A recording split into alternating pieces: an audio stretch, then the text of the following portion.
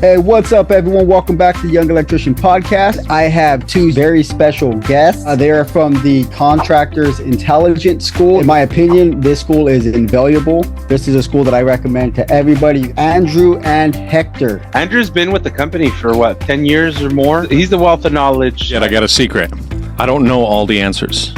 I know where to find the answers. That's my secret. Right. I just needed to know the answers up until the point I took the test. That's all I needed to know. When you pass the test, you have my blessing. You forget everything I told you. I am as an instructor as well, just like Andrew, and I'm also in charge of social media marketing here at Contractors Intelligence School.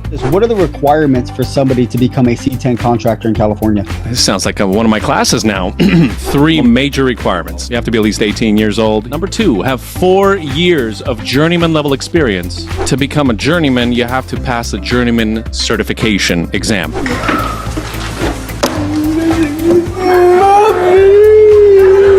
There's always going to be exceptions.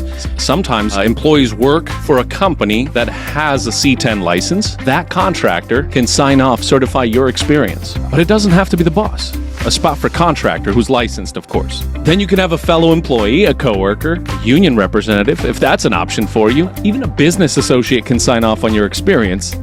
Not my first time. Anything that licensed contractors have performed cannot count as your experience. So if you hired somebody else to do it? Correct. All right. I know what I'm doing. I can be doing the job by myself without supervision. That's the key word. And finally, have a social security or an ITIN, and you can pursue your contractor's license in California. Easy as possible. Then you have to prepare for 2 exams. There's the law and business exam, and then the C10, the trade exam. You have to schedule the law separately from the trade exam. I know some people misunderstand that. They usually schedule one, pass it, and where's my license? Once you pass both tests, believe it or not, you're still not a licensed contractor.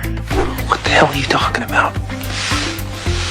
Some people, they pass the exams and we never hear from them again. And sometimes they call me back like a year or 2 later, say, hey, I got really busy after passing my tests. Do you happen to know what my license number is? Sorry, buddy, you have to call the CSLB. There's still fingerprinting you got to do. There's still a couple of steps after the fact. And yours is the only school that I kind of knew about from another guy.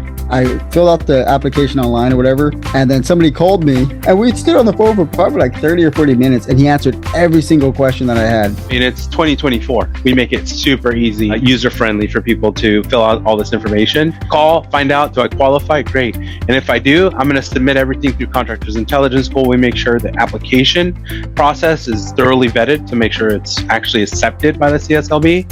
Yeah. And then from there, all you have to do is schedule your exams. We highly encourage from focusing on passing one exam first, a law and business one or your trade one, and then move on to studying for the next one. So, and honestly, a lot of electricians kind of hate their jobs, not because they don't like electrical, but because they feel trapped. They wish they could just go out and work on their own and get their own business and do their own jobs, but they don't have the information. People are scared of failure. It's natural. What's blocking you from going after your contractor's license? It's like, oh my God, I can't slay that dragon. When in reality, it's like this tiny gecko, this lizard, oh, that was it? Just go after it, figure out the steps, fail forward faster so you can get back up and figure out what you need to do next. You just got to take action and you'll find out. Your guys' school help with starting a business or any of that type of paperwork? But we can help you establish a corporation in California or an LLC. When you apply for a contractor's license in California, you have to apply as a business. The Contractor State License Board currently issues licenses to sole proprietorships, or you find someone else and open a partnership. Another way is corporations. You have to register your corporation with the California Secretary of State before you complete that application. Students that come to this school, that come from another school, are like, well, do you have the answers to the exam? I'm like, no, it's illegal. There's no way we can have, the state exam. Right now, for the short period of time in your life, you need to understand what the CSLB wants you to know. Here's how it works and why it works, and et cetera, right? No matter what way they phrase those questions for you, when you go take the exam, you're going to know the answer.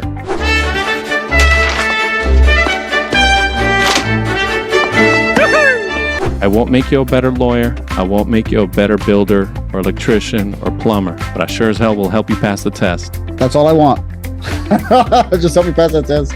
I have students from all over. In other words, I'll have a guy who just opened up his business last night and versus someone who's been in the field and even owned a company for over 20 plus years. And then he's sitting right next to someone who just opened up their business. The best part is that they're talking to each other. There is no one set path. What works for your business might not work for someone else. Be curious, explore, try things out for your business. If your business starts booming, you will have the money at that point to reapply for the license using your new corporation you just opened up.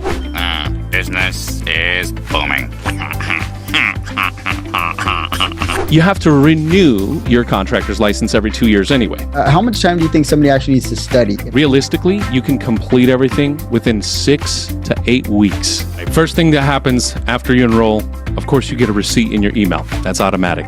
If you do home study or full online or in class or whatever you choose, you're going to get login. That's where you're going to get your online practice exams. You know why we keep them online? Because they're constantly being updated. Our program is built in such a way where you can either do it all yourself or you can ask for help. From you? Yes, please. Get me on the phone, get Hector on the phone, get anybody on the phone here. We'll talk you through a proper study strategy. There's already videos baked into your student account that tell you how to complete it from zero to license. I like that I could just study it on my phone. I could study on my computer. I could study it wherever. That was such an awesome touch to your guys' school. Sometimes I want to read and sometimes I don't want to read. If I could just listen to it while I'm working and then watch it later or read it later, it just helps solidify it in my mind. The practice exams, they represent 70% of your preparation. The reading, the videos, the audios, that's about 30% of the information. I will never recommend you do one or the other. I will always recommend everything because we are the shortcut for your preparation. That's why so many of our students pass in their first attempt. 98% of our students actually. When you guys succeed, I know we've succeeded. Obviously, give us a buzz at 1-866-845-5969. Now, we created a special promo code, so that's TYE24. So people will get $50 off one of their courses. If you're serious about this, don't hesitate. Take that next step. I genuinely appreciate your guys' school. So I just want to give you that encouragement to keep it up because you guys are making a huge difference in a lot of people's lives. You made a huge difference in my life and my family's life. And I'm just extremely grateful for what you guys do. Have a good one. All right, Ruben. Have a good one. All right, cheers.